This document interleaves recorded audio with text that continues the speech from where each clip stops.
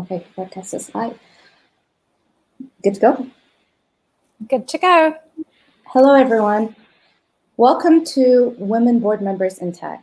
I'm so excited to be here at GDG community. My name is Lana Alattar. I'm from GDG Manama, and we're from Bahrain. I'm also a Women Tech Maker Ambassador from Bahrain. With me today, I have Leena Al-Olaimy, who's the co-founder of Diversity on Board. We're really excited to have you with us, Leena. Thank you. We're going to run through some data on how diversity improves performance. And we're going to share some personal experiences and tips on how to get your first board position. And does a startup need a board? Is it important? And how would you go on about it? First things first, we'd like to get a sense of who's in the room. So could you let us know if you're running your own tech startup, or if you're working at a tech startup, or even working at a larger tech company? Leena, how about we run through those interesting numbers that you had before on like how diversity improves performance? Yeah, so I know not everybody loves statistics and data, and I love sharing my personal story, but I also think it's so important that we do start out with some data to emphasize that gender equity on boards and otherwise is not a cause, it's not CSR.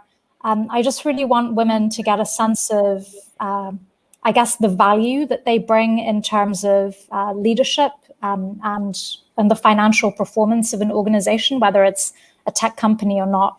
So there's been numerous studies that have been done, and one study by McKinsey found that gender diverse companies outperform their peers by 15%.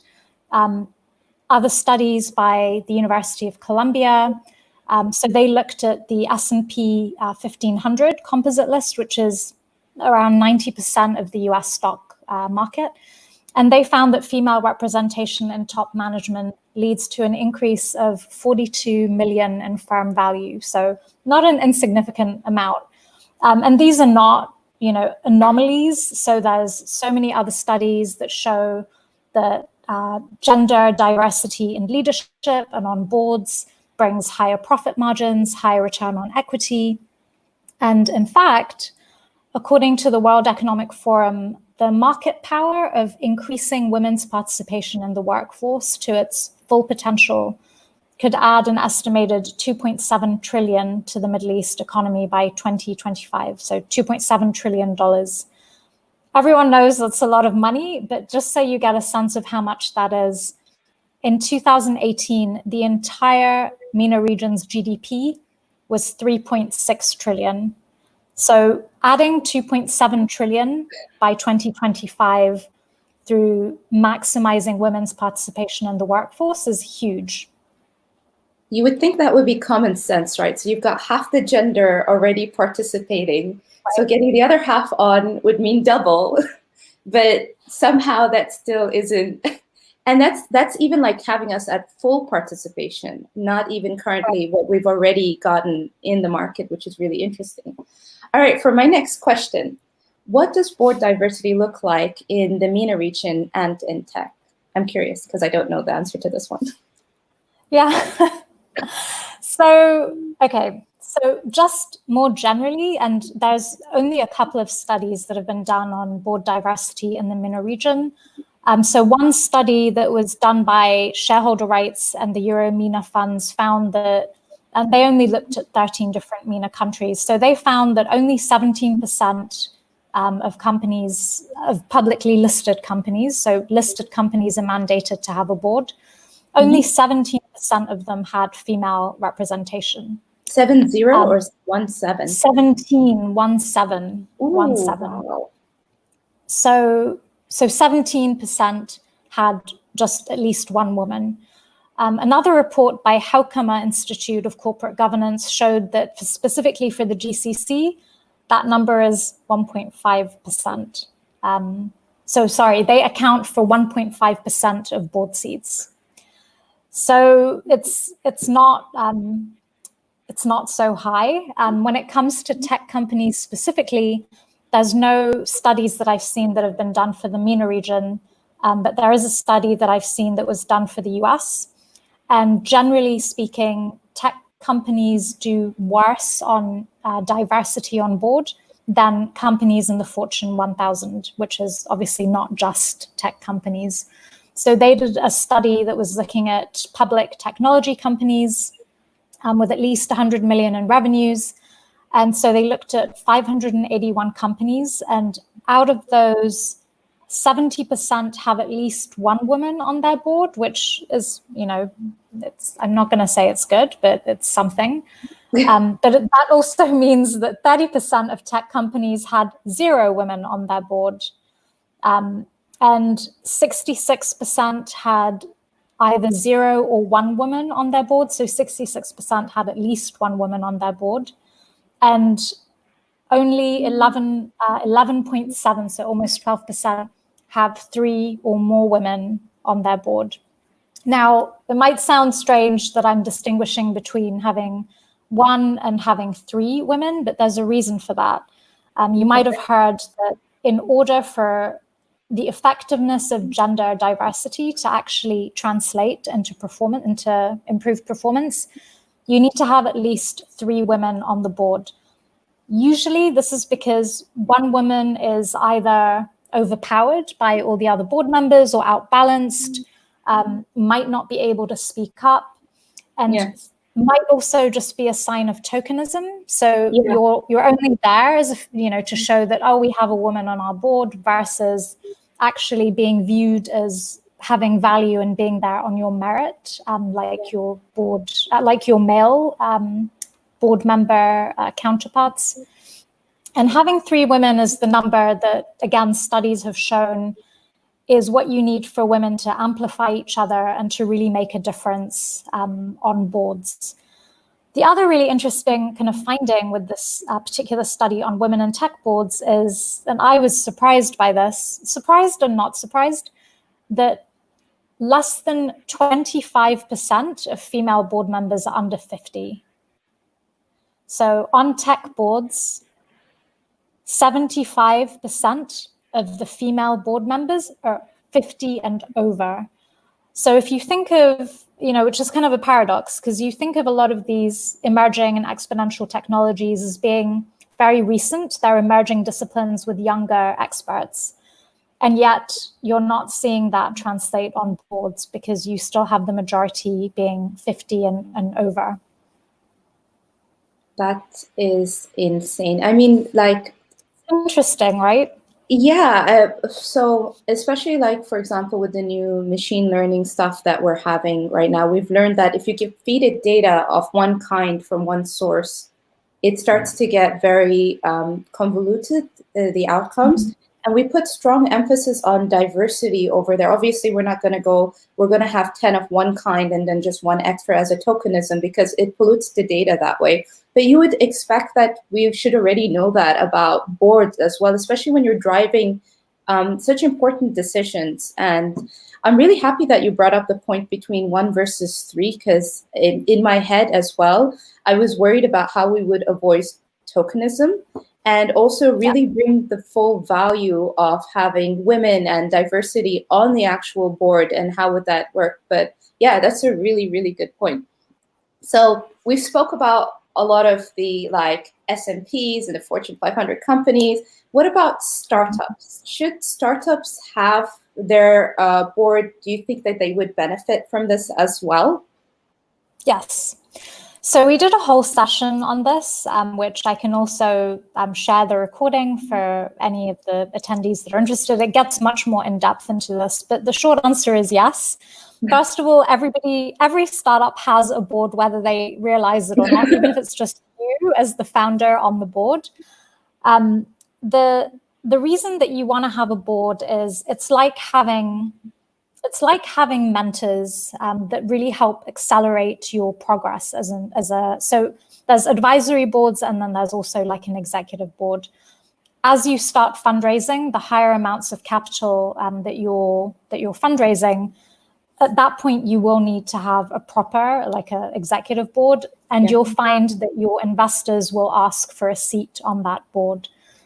So it's good to get into best practice as early on as possible and understand how that works. So it's just reducing the learning curve when you are raising larger investments for your tech company.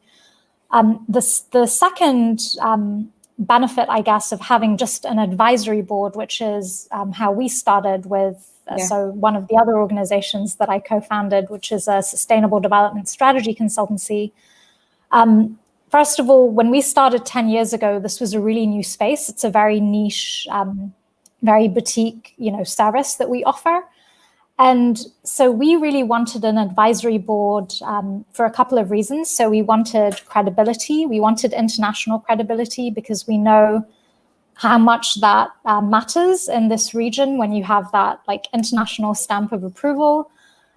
We wanted access to certain networks internationally, but we also wanted local credibility. And so that's how we chose our board members. We chose them based on different expertise. And we have ones that are from the region, from Europe, from South America, and they all come from very different disciplines within sustainable development. And I'll share just a very quick anecdote about how we got one of our board members. So if you probably aren't familiar with this term unless you're in sustainability, but the term triple bottom line, which basically means that you are measuring your performance by people, planet, and profits. So you're looking at money and the profits you're making, as well as being socially responsible and having social impact and having environmental impact. So the man who invented the term triple bottom line, his name is John Elkington. He has his own sustainability firm. He's like the godfather of corporate sustainability. So we had read his books, and when we first started our organization, we found out he was going to be speaking in Riyadh at the Global Competitiveness Forum. And so we were like, oh my God, he's going to be there. We have to meet him. And we were 6 months old as a new company. And the tickets for this conference, the Global Competitiveness Forum, were $5,000. So that was not something that we could afford as a startup. So we went anyway. We emailed him, and we found his email. We emailed him, and we went anyway. And we said, we'll just stay at the same hotel, and we'll hope to run into him in the lobby. And the crazy thing is, not only did we run into him, the conference organizers gave us a one-day free pass to this conference. So we met him, networked with other people, and he just thought it was so quirky and random that these two people from Bahrain had stalked him, in Riyadh. And so we stayed in touch. And eventually, a few years later, we asked if he would be on our advisory board, and he agreed. And the way that we got people to be on our advisory board, because a lot of the type of people that we asked are very influential, very busy people. I think at the time, John was on 26 different advisory boards and executive boards. So we made it a really low bar of commitment. We said there's no quarterly meetings, there's no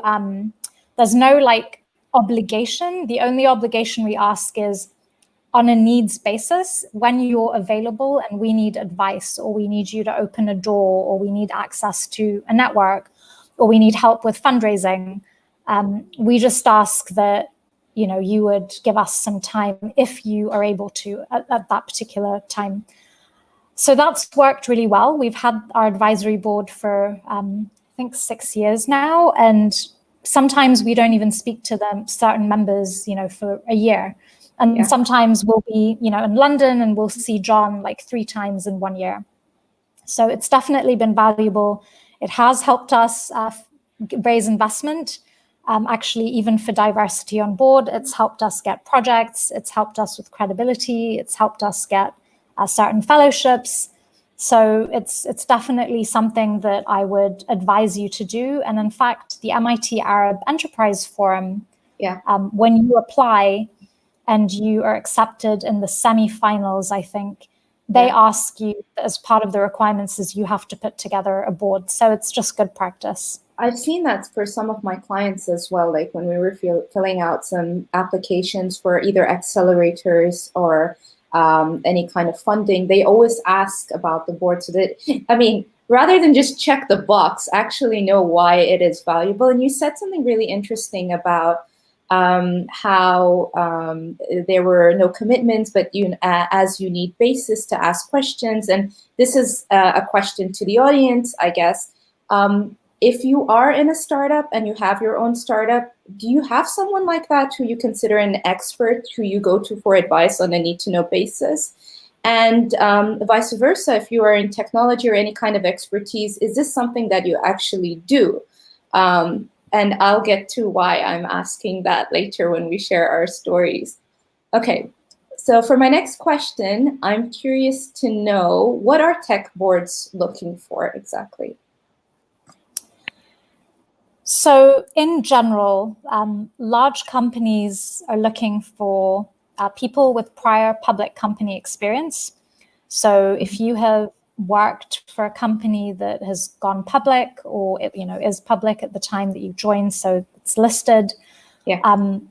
Large companies are always looking for people with that experience, and the same thing with tech. Everyone is looking for expert committee chairs, and this is for tech boards as well as non-tech boards. So the three main ones I would say are someone who has an HR background, who is an expert on compensation and talent management. The second is having audit experience, so audit, finance, investment. And then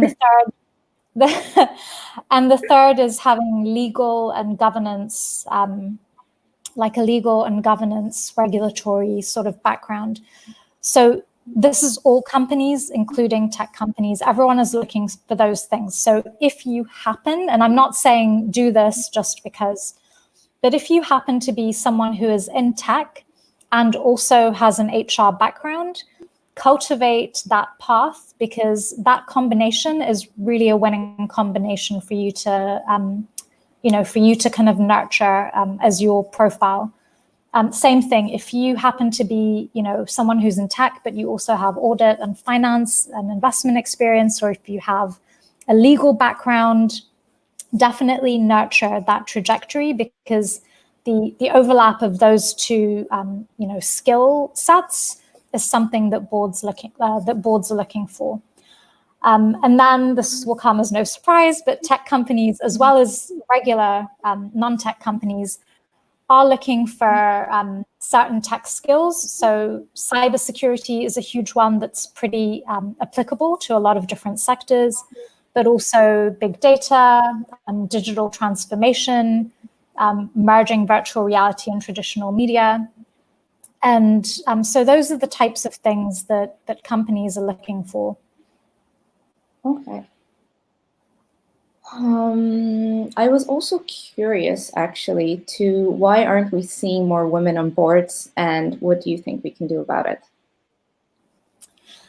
Yeah, so this might surprise people. And there's been studies that have been done on this. So again, there was one study, the one on the women on tech boards specifically, where they found that 92% of board seats are filled through networking.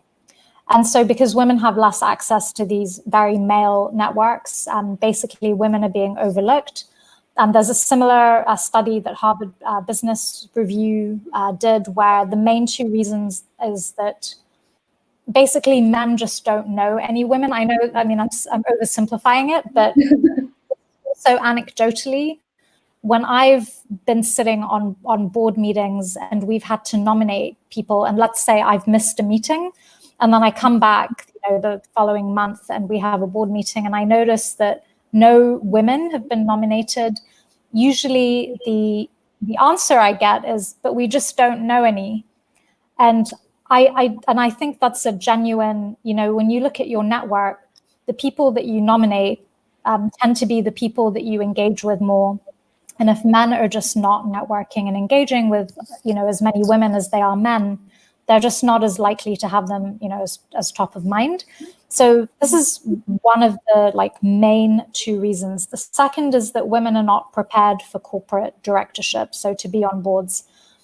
Personally, I think the first, the number one, is more important, because I would argue that many men are also not prepared for corporate directorship. So one of the reasons that we started diversity on board was to kind of answer that that challenge or that problem of, well, we do want to add more women to our board, we just don't know where to find them. And so we wanted to curate these women and say to organizations, here they are, you know, knock yourself out. So are you telling me that currently, I know about your platform, obviously Diversity on Board, where it curates everything together, but what about, so what are we doing right now for looking for women that are either in board position? Is it just word of mouth? And as you said, networking. So if I know someone in my head, that's what I'm limited to, or is there other ways that people are currently working around this right now? So there's been some new initiatives recently around preparing women. So on the education side, there's various women corporate directors programs. There's in the UAE the 30% Club, which gets organizations to pledge to have 30% of their board be female. So there are those kinds of initiatives, which is great. The education piece, the pledges. Yeah. What we saw was missing was actually the kind of database of women. Yeah. And so that's, you know, we weren't trying to reinvent the wheel. We just were trying to make it easier for women to be found. Interesting. And I forgot my question. Of course, I'd have to do this online. I had a question regarding, oh yes, I remember. You said that women weren't prepared as well. Like, well, not all of them. Obviously, there are a lot of women that are prepared, but then when faced with an opportunity to take on a board position, and I don't have the number at the top of my head, but I remembered reading online that men, when they read a job position, whatever it is, or something that they would like to do, they are more likely to go for it, even if they don't achieve 100% of it. Whereas women have a completely different, like, oh, if I don't check all or almost all of the boxes, I'm not even going to try and apply for such a role. Do you think that this maps as well in your personal experience as well with women applying for board positions too? Yeah, that's a really good question. I haven't seen any data on that. I do know what you're talking about, where, you know, if women have 9 out of 10 qualifications, they're like, oh, I shouldn't apply, I don't have this one. And then when men have 6 out of 10, they say, I can just learn the other 4. I'm not sure if it's the same for board positions. My sense is maybe a little, but probably to a lesser extent, because presumably women who are at, you know, that sort of stage in their careers are a little bit more secure in their accomplishments. And because it's also, not to say that if you're older, you don't have imposter syndrome, you know, to a certain extent, and you don't undervalue your contributions. But I definitely think that age and experience diminishes that a little bit. So my guess it would be a little bit less. Yeah, actually, that's a good point. I do find myself, like, the more I get into this, the less likely I am to turn down such a thing. So more accomplished women would be, so it's just a matter of like, where are the women? And getting them all in one place. Okay, fantastic. Where are the women? Exactly. Here. Hi. All right, fantastic. I would like you to share your personal experience on how you got your first and other board position. Okay, and I want you to share yours as well, because it's very different. Because mine's funny. So I actually wasn't intentionally trying to get my first board position. And so I think it's a little different from you. And I think your strategy, by the way, is what people should do. I got my first board position in 2011. So it was during everything that was happening in the Arab world. And I had tried to mobilize a group of people in Bahrain. So a lot of, you know, social media influencers and thinkers and people who are really active politically, but from very different, you know, perspectives on the political spectrum. And I had tried to get a group together just to say, we need to do something, like we just need to do something. And shortly after that meeting in Bahrain, we went under a state of national emergency for 3 months. And so, you know, nothing happened. Now, at that particular meeting, one of the people that I had invited ended up later starting a foundation that worked on reconciliation in Bahrain. I didn't know him very well. And also coincidentally, I had invited him to speak at a values-based youth leadership program that I was running. So this was like 6 months later. So he had seen me in action. He was familiar with me. He was familiar with my drive. The person that I was running this youth leadership program for, I was collaborating with someone who is a board member in Young Arab Leaders. And he is really good friends with the person who founded the foundation. So they also served on a board together. Okay. So when the Reconciliation Foundation was established, and he, the founder, invited the man that I had just been working with on this youth leadership program, and he said, "Who else do you recommend?" I was someone who came to mind, not just for the gender diversity, but also for, at the time, the religious diversity.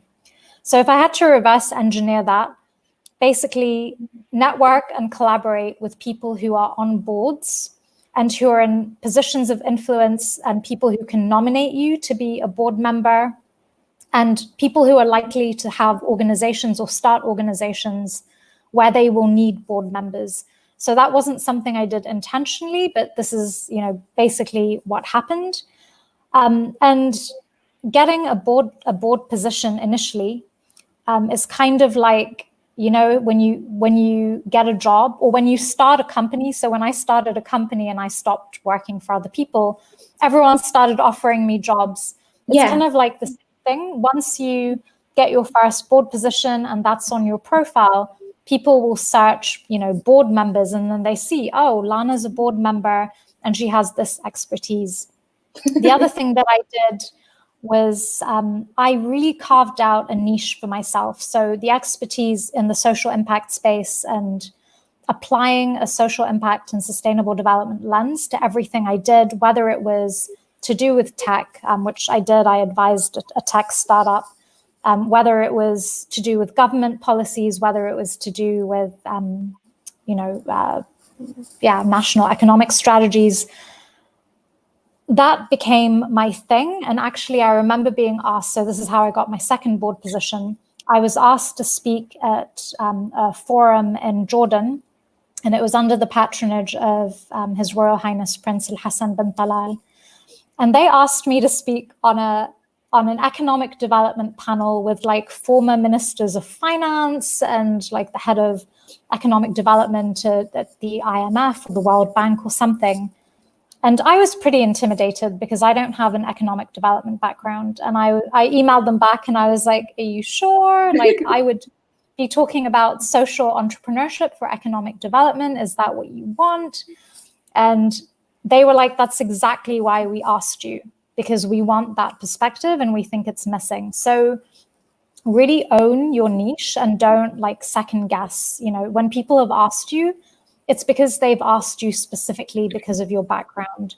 And then I got an advisory board position for His Royal Highness's forum.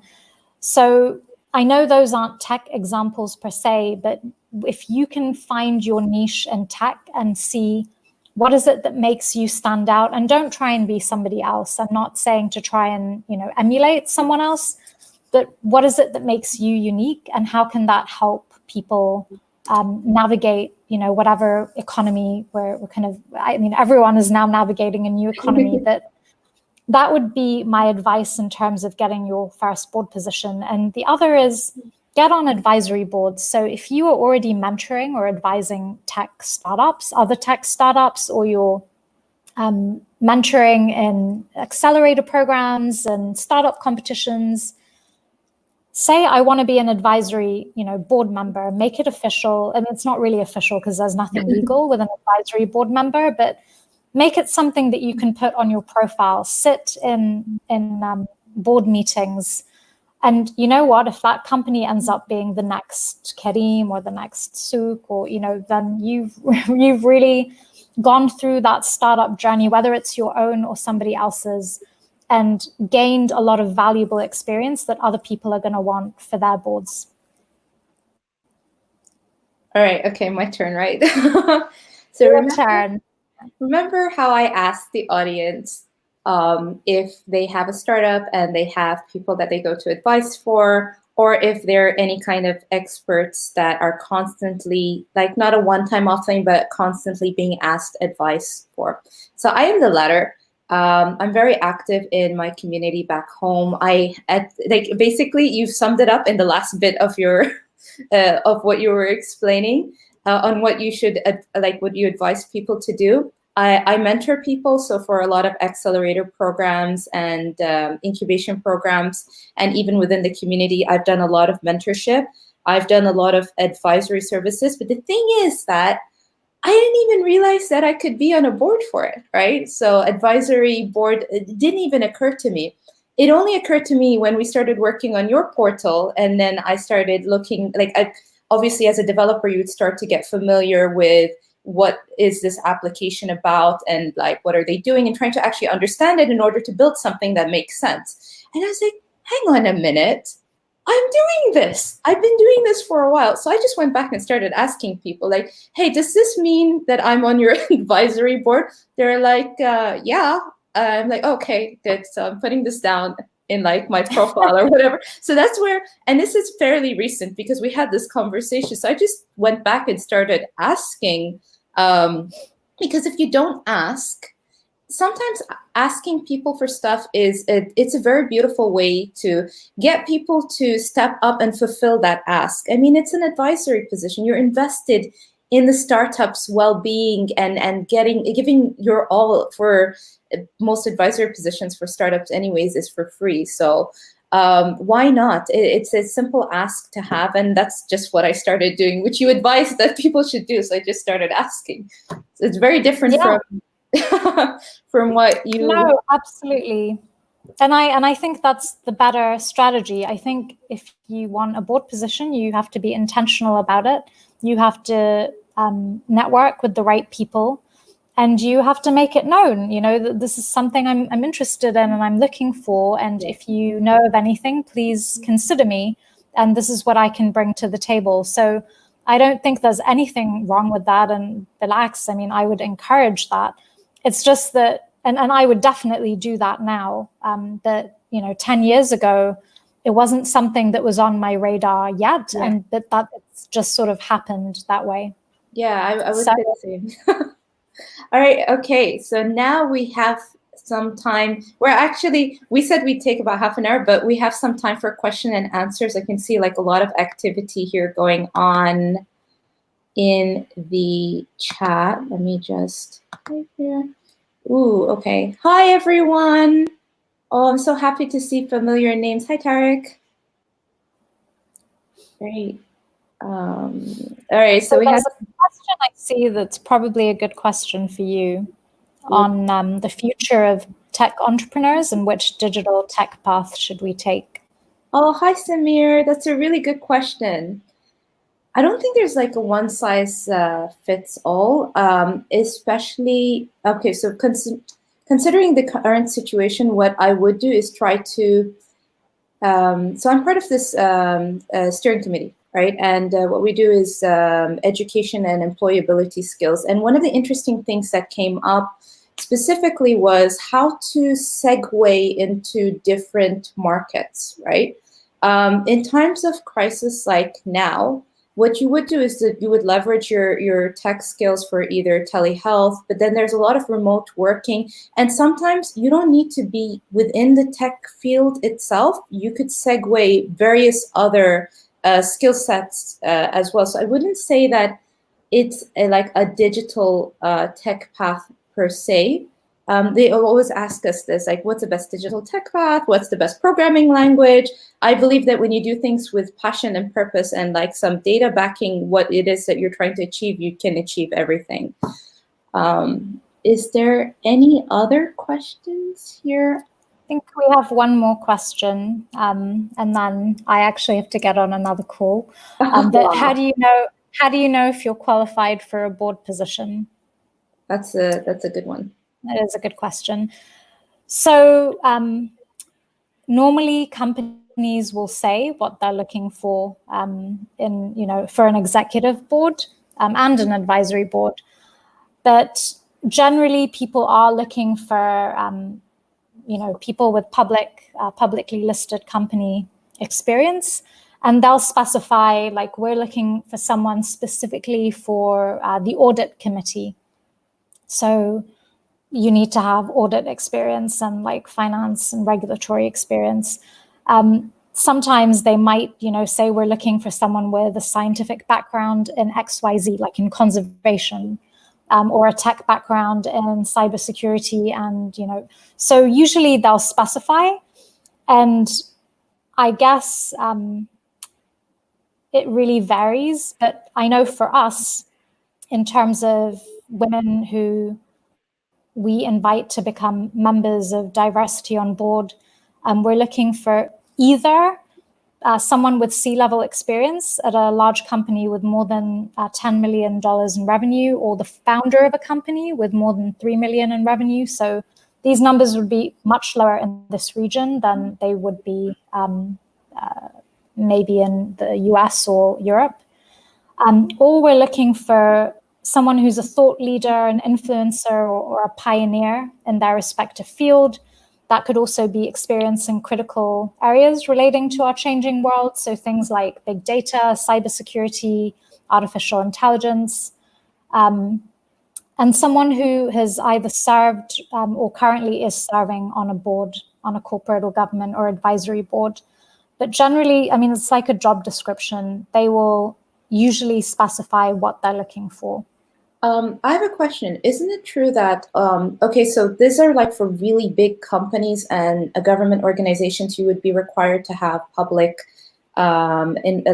company experience. But when it comes to getting your first few board positions or advisory, would be more startup, NGOs kind of looking for that kind of experience? Because I wouldn't, correct me if I'm wrong, but I wouldn't imagine that having public experience and then going down to... No.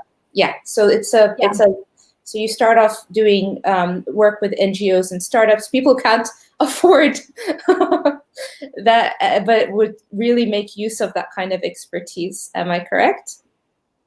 Yeah, so it's not it's two different paths, and I think it's not you could do both. So on the one hand, having larger company experience would be useful to get a board position on a listed company.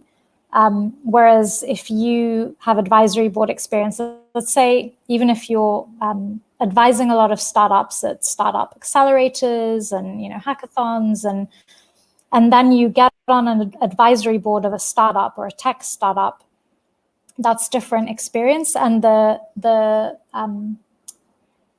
more kind of advanced the growth stage of the tech startup is, the more they'll be looking for board members who have helped other organizations raise capital. So, if you're a Series A and you're looking to raise your Series B, it's helpful to have board members that have successfully helped a company raise, go from A to B. So it's slightly different trajectories, and I think that there are two different paths that you can take. Okay, I have one more question. I know it's audience question time. I think we answered that. How do I know if I'm qualified for a board? We've answered that a few minutes back. Thankfully, the session is recorded, but I have another question because I'm just like that. I'm curious. So we said that finding that diversity and those women to be on board was difficult, and therefore there's a solution, which is diversity on board, and like a way to aggregate all of the amazing women that have accomplished so much. But what about, on the other hand, because I don't remember the last time I've actually maybe rarely seen a board position, because you said that if someone needs a board position, they will ask, but I don't remember ever seeing that. And maybe that's because a lot of it is done by really big companies currently and not startups and NGOs as it should be done. But I wanted to know your thoughts on that. Yeah, so that's a great question. If you're a listed company, you are mandated to publicly announce like that you're looking for nominations for board candidates. So every stock exchange, like in the Bahrain bourse or the Saudi, or so each country will have its stock exchange, and online you would find, when companies are announcing, they have to by law. So that's where you find them. You sometimes might find them in the newspaper, but not so often. But if it's just an advisory board position, or if it's a private company, it's not listed, that might just be a process that happens internally. It's just a conversation between people, and they decide, who they want to appoint or nominate, and they're not obligated by law. So it's a little bit more, wasta and knowing the right people. But I think, correct me if I'm wrong, but that's something as well that you were also looking at through the work that you do, to kind of aggregate it all together as well, right? Yes. Fantastic. Yeah, so we are definitely trying to aggregate those board positions, so women can search, board positions and apply for them, and companies, organizations can find the women. Yay! So no more excuses. All right, fantastic. Since we have no more questions, and I know you have to go, thank you so much for being here. Thank you, audience, for being a lovely audience. I'm really happy to have done this for the first time. Fantastic. Great. Good vibes. Thank you. Thank you for having me. And I hope that was useful. It was very useful. You've been awesome. Thank you so much. Take care. Thank you. Bye-bye.